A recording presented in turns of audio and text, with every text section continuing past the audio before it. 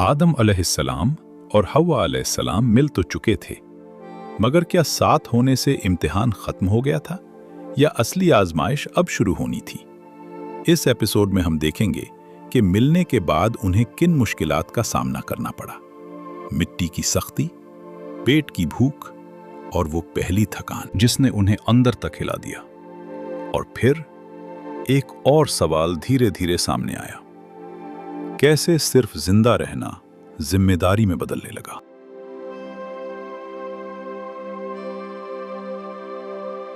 सुबह वैसी ही थी, रोशनी वही, हवा वही, लेकिन जिस्म पहली बार साथ नहीं दे रहा था।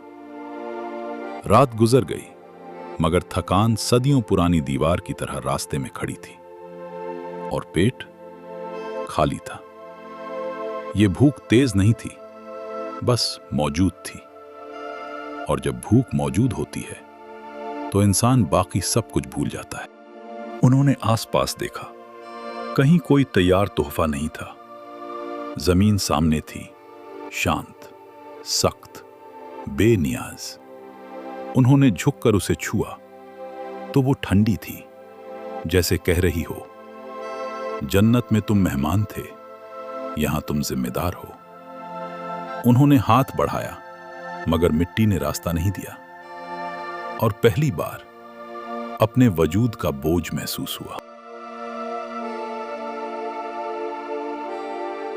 उन्होंने जोर लगाया, पत्थर थे, पुरानी गुठलियां थीं, हाथ बोझल होने लगे, उंगलियां सुन्न पड़ने लगीं। काम पूरा होने से पहले ही सांस भारी हो गई। उन्होंने रुककर सांस ली। वक्त आगे बढ़ रहा था और इंसान पहली बार पीछे रह रहा था। इसी लम्हे एक नरम सी सरगोशी दिल में उतरी। क्या इसी के लिए तुम यहां आए थे? ये मेहनत नहीं थी, ये सब्र का इम्तिहान था।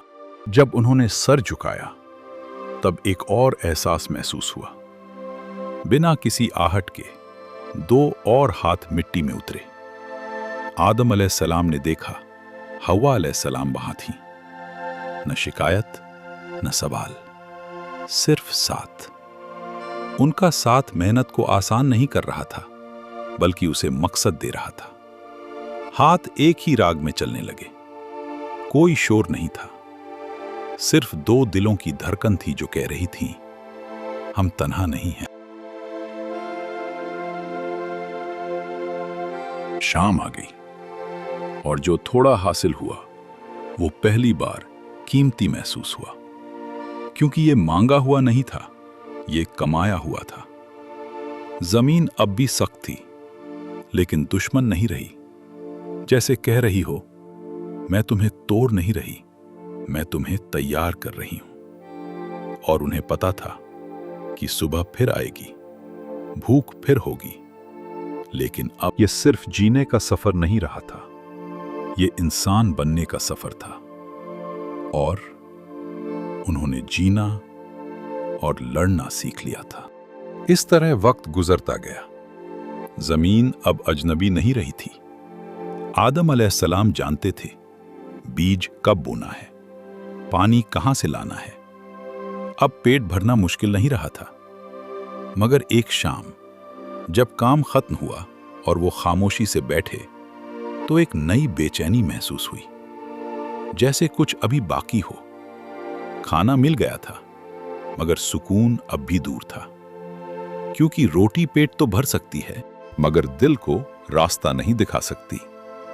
मेहनत हाथ मजबूत कर सकती है, मगर सही और गलत का फर्क नहीं सिखा सकती। और तब ये बात सामने आई कि इंसान को सिर्फ भूख नहीं लगती, उसे इल्म और हिदायत की तलब भी महसूस होती है। और जब इंसान इस मोड़ पर पहुंचता है, तो अल्लाह उसे भटकने के लिए अकेला नहीं छोड़ते।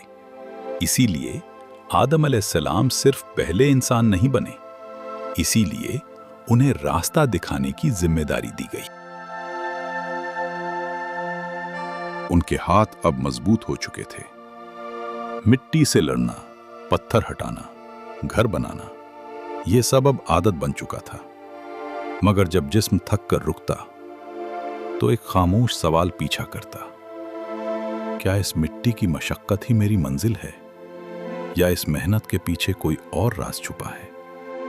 यहीं से आदम अलैहिस्सलाम का दूसरा सफर शुरू हुआ, काम का नहीं, समझने का। अल्लाह ने उन्हें अकेला नहीं छोड़ा।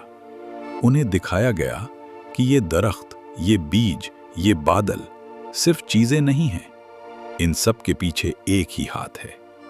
आदम अलैहिस्सलाम ने यह भी सीखा कि जमीन उनकी मिल्कियत नहीं, अमानत है, और अमानत का मतलब होता है उसे उसकी मंजिल तक पहुंचाना।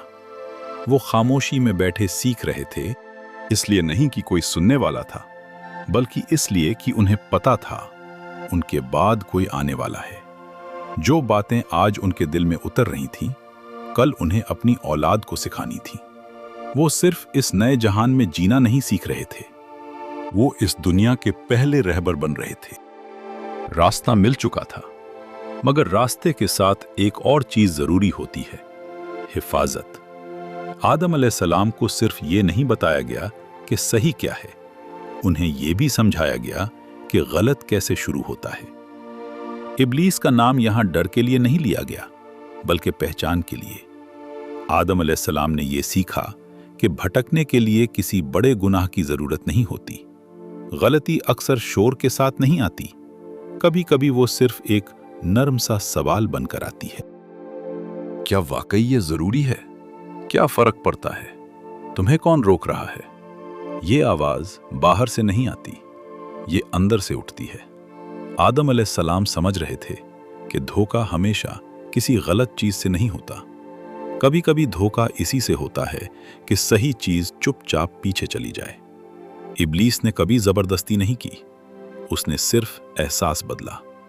और यहीं आदम अलैहिस्सलाम ने यह देखा कि इंसान अक्सर तब भटकता है जब उसे लगता है मैं काफी हूं। इसलिए हिदायत सिर्फ रास्ता नहीं होती, हिदायत याद दहानी होती है कि तुम अकेले काफी नहीं हो। और जो ये बात भुला देता है, अक्सर वही सबसे पहले फिसल जाता है।